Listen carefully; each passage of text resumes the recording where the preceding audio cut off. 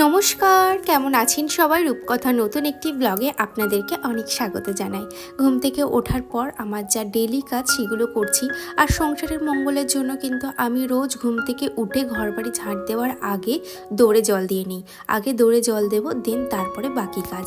এদিকে চলে আসলাম। আজকে যেহেতু সোমবার, মহাদেবের পুজো করি, সেজন্য আজকে ভাবলাম ঠাকুর ঘরটা পরিষ্কার করে নিই। আমাদের সংসারটা গোছালে হবে, ঠাকুরের সংসারটাও তো গোছাতে হবে। আর মাম্মামকে না একটু একটু করে শেখাচ্ছি কিভাবে গুছিয়ে কাজ করতে হয়। আর জানেন তো, মাম্মামের কাজ না ভীষণ পরিষ্কার। একটা জিনিস যদি ও নেয় তো সেটাকে পরিপাটি করে রেখে গুছিয়ে তারপরে একটা জিনিস নেয়। তো এই কাজটা আমার ওর ভীষণ ভালো লাগে। আর কিছু ভালো ভালো টিপস বা কিছু ভালো সঠিক জ্ঞান দিয়ে আমি ওকে বড় করতে চাই, যার মাধ্যমে একটা রুটিনের মাধ্যমে যেন ও বড় হতে পারে। এদিকে দেখুন, ঠাকুরের বাসনগুলো আমি মেজে নিয়েছি, ঠাকুর ঘরটাও মুছে নিয়েছি। ওই যে বেলায় কাজ করার পরে না, তারপরে এই কাজগুলো করতে করতে অনেকটাই লেট হয়ে যায়। আর খাওয়া দাওয়াটা না সবার শেষে আমাকে একা একাই করতে হয়। আর দিন শেষে যদি একা একা খেতে হয় না, তখন না আর ওই গলা দিয়ে ভাতটা নামে না। সেই জন্য ভাবলাম ঠাকুরের কাজটা আগে করে আসি, তারপরে সংসারের কাজটা করব। আর সোমবার করে আর বৃহস্পতিবার করে আমি চেষ্টা করি আগে ঠাকুরের জায়গাটা পরিষ্কার করে রাখার। এদিকে দেখুন, ফ্রেশ হয়ে নিয়েছি। তারপরে আমি ডেলি একটা সানস্ক্রিন অ্যাপ্লাই করি, সেটা হচ্ছে ডট অ্যান্ড কি। এটা ভীষণ ভালো, আপনারা রিভিউ চেয়েছিলেন, ভীষণ ভালো। আর যে ল্যাকমির পিচ মিল্ক ক্রিমটা আমি কিনেছিলাম, তো সেটার রিভিউ আপনারা অনেকেই চেয়েছিলেন যে দিদি ওই ক্রিমটা কেমন একটু জানিও। তো সত্যি কথা বলতে, আমি এত ক্রিম অ্যাপ্লাই করেছি, হিমালয়া, পন্ডস, নিভিয়া, তো সবার থেকে যেন আমার এটা বেস্ট লেগেছে। স্কিনটা খুব ভালোভাবে ময়েশ্চারাইজ করে এবং সাথে কিন্তু একটা আলাদা গ্লো আনছে আমার স্কিনে, এবং কোনো রকম পিম্পলস নেই। আপনারা তো জানেন আমার মুখে প্রচণ্ড পিম্পলস হয়ে গেছিলো, যার জন্য আমি টপিক্যালেও গিয়েছিলাম স্কিনের ডাক্তার দেখাতে। তো ওটা মানে যা যা ওষুধ দিয়েছিল সেই কোর্সটা কমপ্লিট করার পর আমি সিম্পলের ফেস ওয়াশ এবং ল্যাকমির পিচ মিল্ক ক্রিমটা অ্যাপ্লাই করছি। ভীষণ ভালো লেগেছে আমার।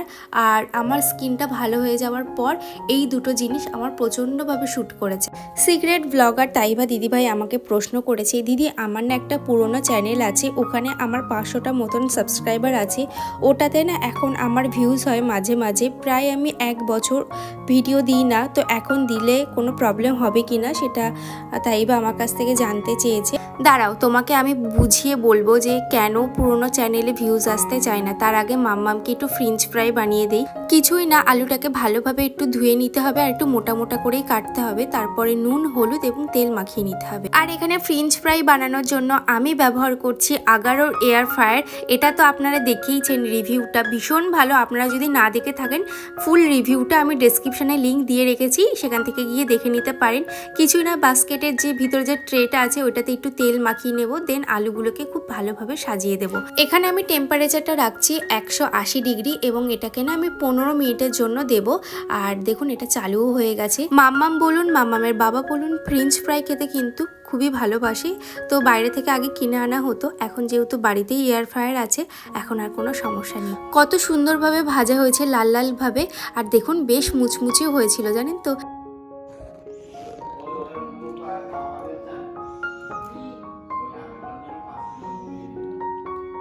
খাও, কেমন হয়েছে? কেমন হয়েছে বলো? সুন্দর হয়েছে, থ্যাংক ইউ। মাম্মাম এখানে ফ্রেঞ্চ ফ্রাই খাচ্ছে, ওর থেকে তো রিভিউটা শুনেই নিলেন। ওর থেকে ভালো রিভিউ মানে আর হয় না আমার কাছে। আর এদিকে দেখুন, দোতলা ঘরে চলে আসলাম। আর যেটা তাইবা আমার কাছ থেকে জানতে চেয়েছে, তো সেটা বলবো, ফ্রিজ হয়ে যাবা চ্যানেল, পুরনো চ্যানেল, তুমি অনেক দিন ভিডিও দাওনি, তো সেক্ষেত্রে পুরনো চ্যানেল মানে তোলাটা বা সেই রানিংয়ে আনাটা কিন্তু একটা অনেক বড় চ্যালেঞ্জের ব্যাপার। তো তাইবা আমি তোমাকে বলবো, যদি তোমার পুরনো চ্যানেলটা চালাতেই হয় তাহলে ট্রেন্ডিং কিছু দাও। তুমি যদি ব্লগ করে থাকো, ব্লগের মধ্যে দেখবে কোনটা ট্রেন্ডিংয়ে যাচ্ছে, তো সেটাই দাও এবং কন্টিনিউ দিতে হবে।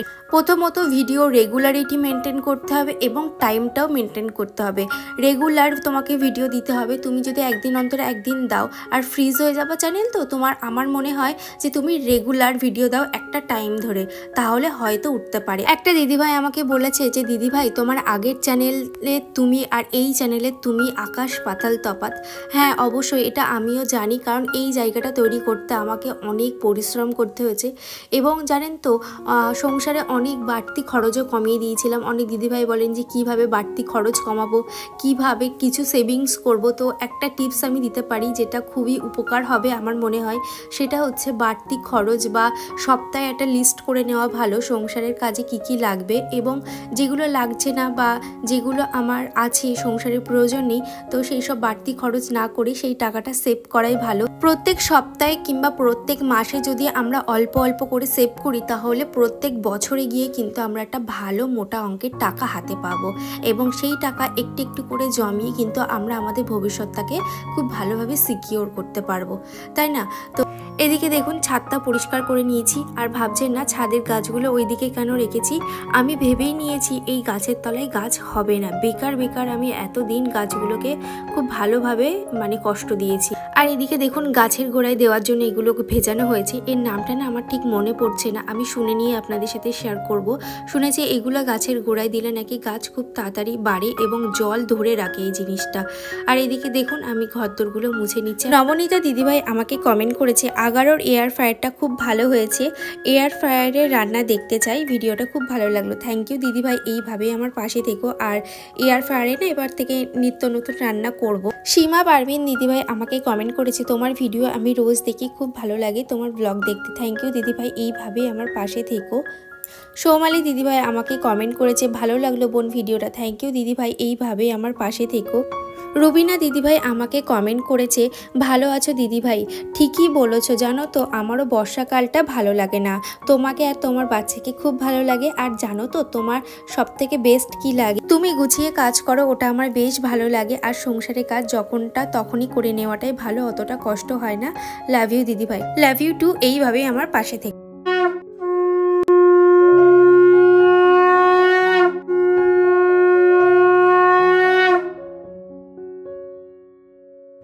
স্নান করে পুজো করে এখন আসলাম, চুল পুরো ভিজে চকচক করছে।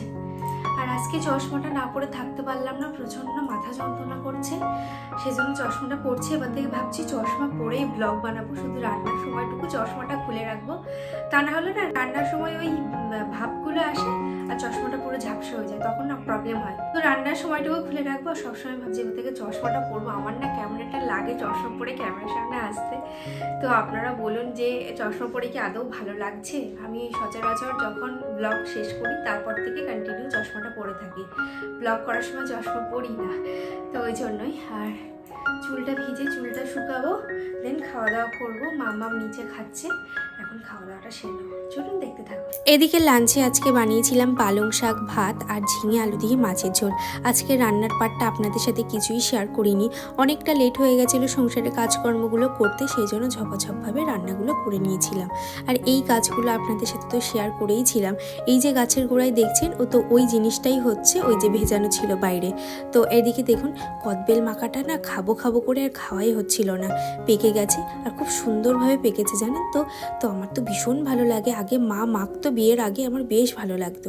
আমাদের জমিতে এবার করা হয়েছে শিম আর বেগুন। আগে জানেন তো বাবা এরকম বস্তা বস্তা শিম নিয়ে আসতো আর আমরা না বাছাই করতাম হাটে নিয়ে যাওয়ার জন্য, তো বেকা সোজা এগুলো বাছাই করতাম। এখন ক্ষেতের সবজি দেখলে না বাবার কথা খুব মনে পড়ে। তাহলে চলুন আজকের মতন এত দূরই, টাটা।